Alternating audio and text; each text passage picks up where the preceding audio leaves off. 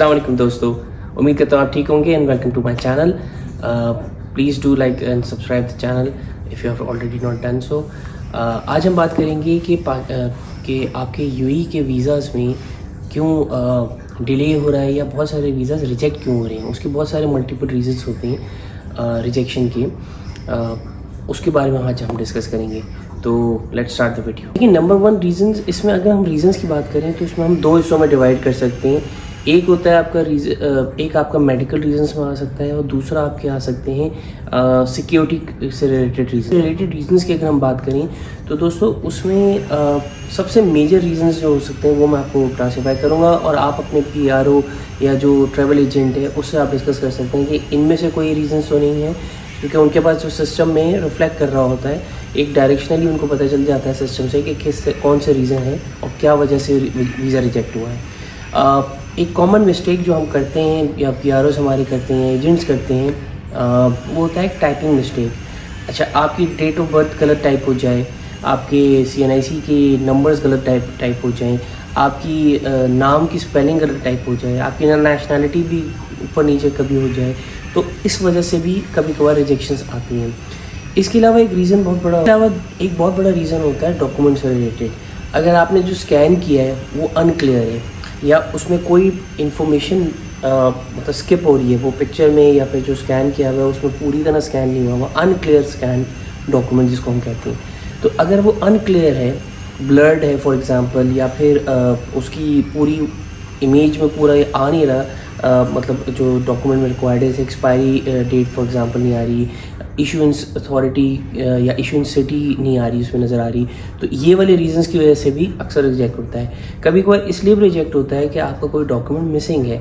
For example आपकी university की degree उन्होंने अपलोड नहीं की, या फिर कोई बर्थ सर्टिफिकेट अपलोड नहीं किया, या सीएनआईसी अपलोड नहीं किया। मतलब बहुत सारे रीजंस में से कुछ रीजंस में से ये भी एक रीज़न होता है कि आपका डॉक्यूमेंट ही मिस हो रहा है, तो इस वजह से भी रिजेक्ट हो जाती हैं। और इसके अलावा एक रीज़न होता है कि आपकी जो फ़ोटोग्राफ आपके सीएनआईसी या पासपोर्ट पे लगी हुई होती है वो आपकी एक्चुअल फ़ोटोग्राफ से मैच नहीं हो रही होती। मतलब देखें, हज़ारों लोग वीज़ाज़ अप्लाई करते हैं और दुनिया भर से अप्लाई कर रहे होते हैं, तो सिस्टम उन्होंने ऐसा बनाया हुआ है कि वो फेशियल रिकग्निशन उनके पास डायरेक्टली आ रही होती है। तो अगर कोई ऐसी पिक्चर जो कि सिस्टम पकड़ नहीं पा रहा होता आपके पासपोर्ट से कंपेयर करके आपकी एक्चुअल पिक्चर को या आपकी सीएनआईसी के कोई भी डॉक्यूमेंट से पकड़ के चेक करके आपकी एक्चुअल पिक्चर जो आपने साथ में सबमिट की उसकी वजह से भी रिजेक्ट कर देता है, क्योंकि उसमें ऐसा लगता है कि आप कोई डुप्लिकेशियस एक्टिविटी कर रहे हो, आप कोई फेक पासपोर्ट या फेक अपनी वो कर रहे हो, कोई और बंदा है, किसी और को इम्पोस्टर के तौर पे आप वो कर रहे हो। तो इसलिए आपकी ये जो चीज़ होती है ना कि पिक्चर और आपका पासपोर्ट की पिक्चर बहुत सिमिलर लगनी चाहिए, ये एक बहुत बड़ा फैक्टर होता है रिजेक्शन। एक रीज़न होता है दोस्तों कि आपकी प्रीवियस जो आपके जो वीज़ा होता है उसका स्टेटस, आपकी जो एप्लीकेशन होती है वो अभी तक कंफर्म नहीं हुई होती, और पीआरओ या ट्रैवल एजेंट या आप खुद जो है उसके ऊपर एक और एप्लीकेशन के ऊपर एक एप्लीकेशन आपको वो कर देते हैं। कभी कभी लोग जल्दी में जो है ना एक एप्लीकेशन का रिजल्ट उस तरीके से आया नहीं होता और अभी क्लियर होती नहीं है उसकी स्टेटस, एंड एक और अप्लाई कर देते हैं, या फिर आप मल्टीपल वीज़ाज़ के लिए अप्लाई कर देते हैं। टूरिस्ट वीज़ा मतलब विजिट वीज़ा के लिए आपने अप्लाई कर दिया, आपने वर्क वीज़ा के लिए भी अप्लाई कर दिया, आपने किसी XYZ और वीज़ा के लिए भी अप्लाई कर दिया। तो मल्टीपल वीज़ा जब होते हैं तो इस वजह से भी कोई ना कोई वीज़ा रिजेक्ट हो रहा होता है, बाकी उसमें क्लियर आपकी नहीं आ रहा होता, स्टेटस क्लियर नहीं आ रहा होता। दोस्तों कुछ चीज़ें ऐसी होती हैं जो कि आपके सिक्योरिटी से रिलेटेड होती हैं, जैसे कि आपने पहले कभी आप यहाँ रहते थे, फॉर एग्जांपल रेजिडेंस वीज़ा आपका यहाँ पे था और वो रिजेक्ट हो गया, आप यहाँ से चले गए, तो उसकी वजह से कुछ आपके पुराने के प्रीवियस ड्यूज़ फॉर एग्जांपल रह गए, या कोई ऐसी एक्टिविटी आप यहाँ करके गए हो जो कि इम्पैक्ट कर सकती है आपके आने वाले वीज़ा को। फॉर एग्जांपल लोग कुछ ऐसे भी होते हैं जो बस यहाँ पे मतलब जैसे पाकिस्तान में होता है, लोगों ने बस निकलना है तो बस छोड़ छाड़ के सब आ गए, शायद कोई क्लियर अपना बैंक अकाउंट क्लियर नहीं किया आपने, फॉर एग्जांपल कोई ड्यू सेवा देवा इसकी कोई अकाउंट्स क्लियर नहीं किए, उसकी वजह से भी आपको रिजेक्शन आ रही होती है। इसके अलावा दोस्तों ये होता है कि अगर आपने कोई भी कभी भी किसी टाइम में किसी भी जीसीसी कंट्री में ओवर स्टे किया हो या कोई इलीगल एक्टिविटी की हो, क्योंकि ये सारे जो जीसीसी कंट्रीज़ हैं ना इनका एक लिंक्ड है, इनका एक सिक्योरिटी चेक होता है जो अक्रॉस जीसीसी कंट्रीज़ में वो चेक कर रहे होते हैं जब आपको वीज़ा इशू कर रहे होते हैं। इसमें अक्सर टाइम लग रहा होता है। इसके अलावा कोई ऐसा सिक्योरिटी रीज़न भी होता है कभी कभार जिसमें आपके नाम किसी ऐसे बंदे के साथ सिमिलर होता है या मिल रहा होता है जो जिसको हम कह सकते हैं पर्सन ऑफ इंटरेस्ट होता है जो गवर्नमेंट के लिए, तो उसमें ये होता है कि अगर आपका नाम मैच कर रहा है या सिमिलर है तो उस वजह से भी वो रिजेक्ट कर देते हैं आपके वीज़ा को। इसके अलावा दोस्तों एक बहुत बड़ी चीज़ होती है जो कि हम अक्सर मिस कर देते हैं। हमें लग रहा होता है कि दुबई में जॉब्स ही जॉब्स हैं। येस, यहाँ पे बहुत सारी जॉब्स हैं, यहाँ पे बहुत अच्छे जॉब अपॉर्चुनिटीज़ बहुत सारी हैं, लेकिन एक चीज़ होती है लेबर मार्केट एडजस्टमेंट्स। अब लेबर मार्केट एडजस्टमेंट्स क्या होती हैं? फॉर एग्जांपल के तौर पे वेटर्स हैं। अब आप एक वेटर हो और यहाँ पे जो है ऑलरेडी वेटर्स की सप्लाई ज़्यादा हो चुकी है, मतलब कि इधर डिमांड उस प्रोफेशन की नहीं है, मगर आपके यहाँ से जो है ऑलरेडी यहाँ पे बहुत सारे वीज़ाज़ वो इशू कर चुके हैं, वर्क वीज़ा, जो कि उनकी डिमांड के हिसाब से ज़्यादा हैं, और आप भी एक और प्रोफेशन, सेम प्रोफेशन के बंदे हो और वहाँ पे अप्लाई करना चाहते हो यूएई में, तो वो इस वजह से भी अक्सर रिजेक्शन आ जाती है कि आपने उसी प्रोफेशन के हो जिस प्रोफेशन के ऑलरेडी यहाँ पे लोग हैं, तो उनको पता होता है कि यहाँ पे उस तरीके से अपॉर्चुनिटीज़ मिलेंगी नहीं इस पर्टिकुलर प्रोफेशन में या इस पर्टिकुलर फील्ड में, और इस वजह से जो है वो जो है रिजेक्ट कर रहे हैं। और दोस्तों एक होता है मेजर रीज़न जो मेडिकल रीजंस होती हैं। अगर आपका मेडिकल टेस्ट क्लियर नहीं होता तो फिल 4 आपका वीज़ा रिजेक्ट होगा, फॉर श्योर आपका वीज़ा रिजेक्ट होगा। तो मेडिकल टेस्ट की एक इंपॉर्टेंस होती है, उसमें आपका ब्लड टेस्ट और डिफरेंट टेस्ट हैं, सारे आप ऑनलाइन भी देख सकते हैं, मैं एक लिंक नीचे डिस्क्रिप्शन में डाल भी दूंगा।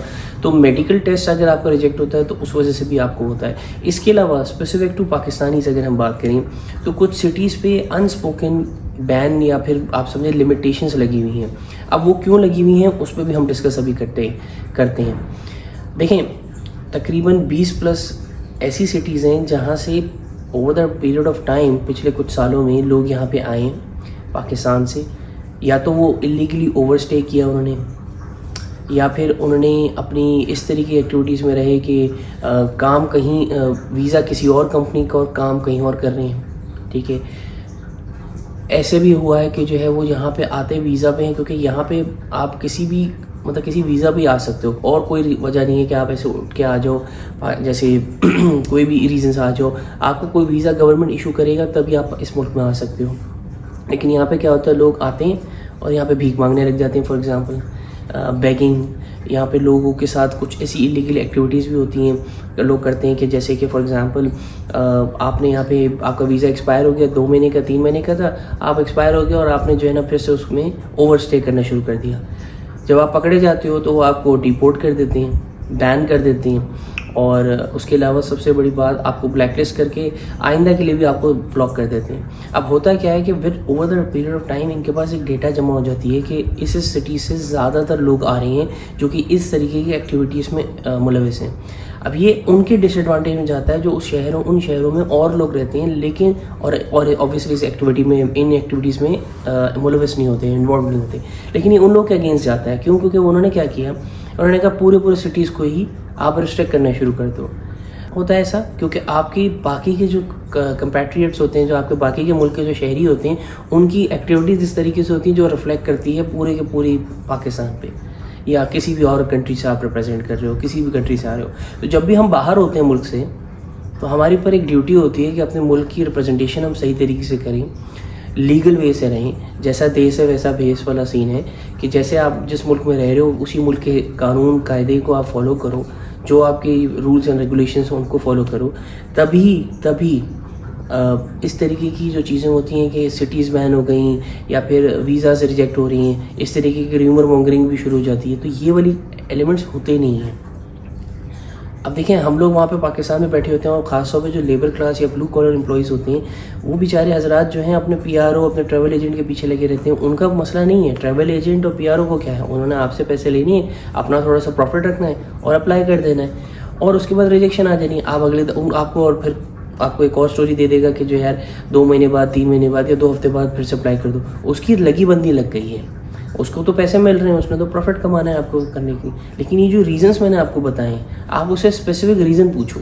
आप पूछो कि यार क्या मेरी डिग्री क्लियर उसमें हुई है, क्या आपकी नेम स्पेलिंग वगैरह जो आपको सबमिट किया है उसने फॉर्म, उसका एक प्रिंट आउट आप देख के चेक करो। आपकी पिक्चर का रीज़न तो नहीं है, उसको रीज़न्स पता होंगे, उसको रीज़न्स पता चल जाते हैं सिस्टम में। तो वो रीजंस अगर हैं या कोई सिक्योरिटी रीज़न है, उसको शायद वो भी पता चल जाता है कि यार स्पेसिफिक टू आपका पुराना कोई बैन है कोई सिटी की वजह से। लोगों को अप्लाई करने से पहले ये चीज़ें थोड़ी सी आप देखें, और अभी आप इन चीज़ों की, क्योंकि अभी थोड़ा सी सख्ती ज़्यादा है, तो अभी आप इस तरीके से अप्लाई ना करें। मुझे मालूम है कि हमारे मुल्क में भी उस तरीके से इकनॉमिक एक्टिविटीज़ उस तरीके से नहीं है और लोग ज़्यादातर बाहर निकलना चाहते हैं, एंड सबसे आसान वीज़ा उनको दुबई का लगता है, क्योंकि ऑब्वियसली है भी ये सबसे आसान वीज़ा लेना। बहुत ज़्यादा रिस्ट्रिक्शंस होती हैं दूसरे मुल्कों में अगर आप अप्लाई करते हो, यूएस में, कनाडा में या फिर यूरोप वगैरह में, जहाँ पे आप इतनी आराम से वर्क वीज़ास नहीं ले सकते हो। लेकिन यूएई का वीज़ा हमेशा से आसान रहा है।